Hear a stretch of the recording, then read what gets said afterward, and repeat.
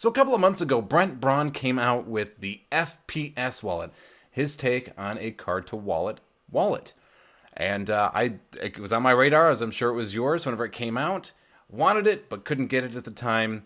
Well, guess what? I have it now. Let's talk about my first impressions. Hey, Alan here, and if you're new to the channel, it's supported by Patreon. These wonderful people every month, each and every month, give me money to help bring and support the content that you enjoy. So they definitely deserve your like, if nothing else. And if you're interested in becoming a patron yourself, you can check out the link in the description below. You can get your name added here for as little as $1 a month. Go check it out. So the FPS wallet, how did I come across this? Well, as you know, I don't have much of a budget for new magic right now, considering that I'm not really performing all that much right now. I've taken a couple of gigs, but not very much. How do we get to this? What's going on? Well, my friend Diamond Jim Tyler, some of you guys know him from Scam Nation and Brian Brushwood, that of the other redhead. A good friend of mine lives down, a stone's throw from where I live. He says, "Hey, Alan, I know you got a really good setup with all of your YouTube stuff and everything. Would you mind helping me out with my Zoom show?" And I said, "Sure." So I went over there and helped run tech and set up all the equipment.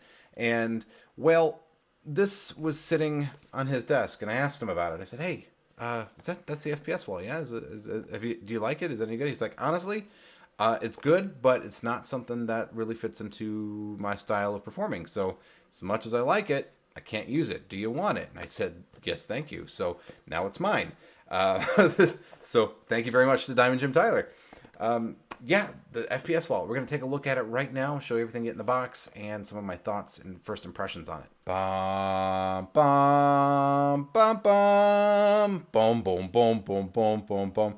Here stands the FPS wallet in all its monolithic glory, reminiscent of 2001: A Space Odyssey goodness. And it is a beautiful package. It's, thing is you pick up some packages. I don't want to sound like an Apple fanboy, but you pick up an Apple package to something, and it goes, yeah, that feels like quality there. That feels like somebody wants you to be excited about what's inside the box. That's what I get from this.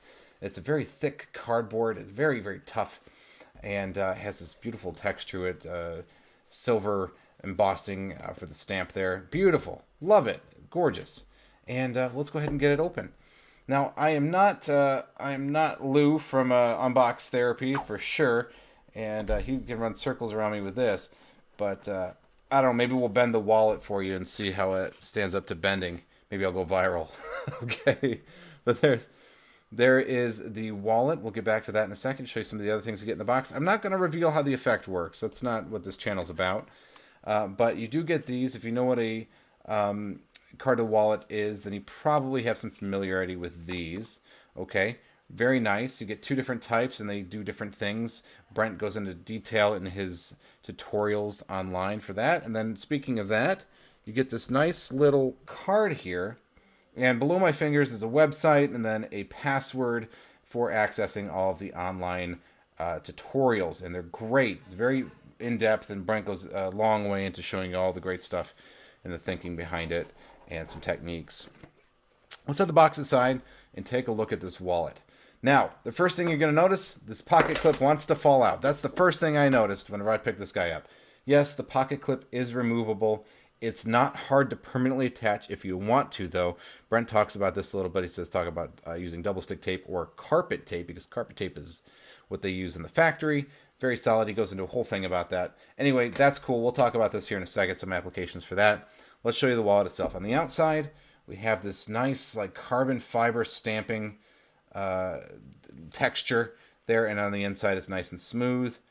Something else to note is that this is a very, very quality, durable wallet. We were just talking about this with Colin McLeod's Alias wallet, about it being of a quality caliber, because so many wallets of the yesteryear were this thin leather veneer or cheap imitation pleather stuff and didn't really hold up to a lot of wear and tear. But this, I'll tell you, it stands up to wear and tear. That's a solid wallet. If you want to take a look at that reaction video I did for the Alias wallet, I will leave a link in the description. It's very nice quality. It's very nice. The stitching is very well done. The texture of the wallet, the thickness, the burnishing on the edges, which is a sign of a very high quality piece of leather work.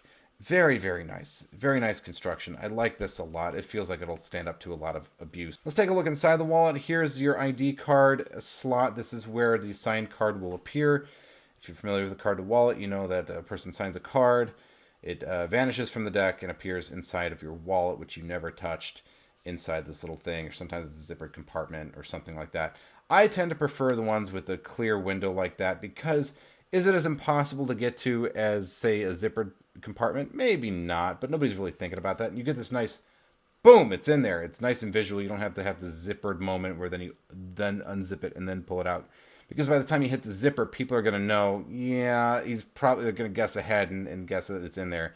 You lose some of the shock moment. So that's very cool to have that. Boom, it's there. Something else I wanted to point out, because I know some of you guys will care about this if you do packet tricks and carry them around in your wallet, is are any of these slots large enough for playing cards? And I'm happy to report that this top one is the perfect size for some packet tricks. You can carry about a packet trick in there, but carry it comfortably and have enough room that you're not worried about it.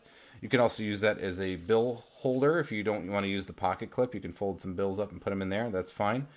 And then you get these two smaller ones along the edge here that fit in vertically, and they are not quite big enough for a playing card. You can kind of get one in if you were to jam it, or maybe using a bridge size card, but those are really for the debit cards there, okay? So that's kind of the inside of the wallet. I want to point out one more thing on the inside here. It has this extra little pocket you may miss. It's in there, and that's where I carry these little slides. That's where I put the little slides.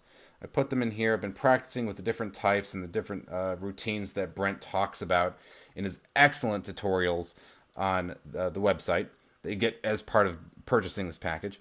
So you get some really interesting tutorials and some thoughts and ideas about why you might want to use one of the two slides or both in conjunction with each other. And Brent really leaves no stone unturned when it comes to talking about all the things that this wallet can do. So that money clip also allows you to do out to lunch. Yes, that's true. You can do out to lunch with your money clip. It's pretty great for that, actually.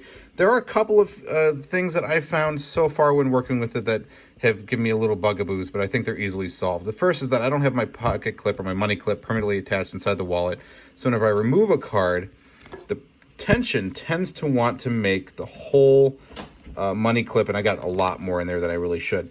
But sometimes this money clip will shift around whenever I pull a card out, and as a result, move the flap that would be here and dislodge it. So there's a couple solutions for that. I think if I was to permanently attach it, then the money clip would not jostle around nearly as much, because if you don't have anything in there or you have very few cards in there, it wiggles all over the place, and you can imagine how that would be dislodged. But there's a couple solutions. Either you can semi-permanently or permanently attach it in there, and I think that'll make it so it doesn't wiggle, which may solve the problem. Or if that doesn't solve the problem, Brent talks about also applying a piece of double stick tape on the inside here to hold that flap in place, so that way you don't have the dislodging issue either. Either way, it's a serviceable thing. You might have to get some double stick tape, which if you don't already have already, not very expensive, not a big deal to make that work. I am really excited about that because I have a lot of use for out to lunch. I use it. In fact, this is an out to lunch thing from Jay Sankey. If you want to see a video that I did on the out to lunch principle and an effect that you can learn with that, take a look either up here in the card or there'll be a link in the description below. Brent also goes into his handling of License to Thrill by Gregory Wilson, which if you're not familiar with that routine, it's an Art of Astonishment Volume 1. It is a really cool transposition of your and a spectator's ID cards. Their ID card turns into your ID card, and then you reach into your pocket, pull out your wallet, and their ID card is inside your wallet. Very cool, made very easy to do with this wallet. Lots of clever thinking, lots of information, very in-depth tutorials on the website, and a very high-quality package. It's just something I'm actually switching out my normal everyday carry wallet to carry this. I like this, and my mind is aflame with creative possibilities. If you want to take a look at it for yourself, I'll leave a link in the description below for you so where you can find this yourself. If you enjoyed this video, please consider smashing the like button and sharing this with a friend who may be on the fence about picking up the FPS wallet. If you guys want to see a longer term review where I've been using it for a little while in the field and as my opinions develop, please leave a comment or smash the like button so I know that that's something you're into. Thanks so much. See you in the next one.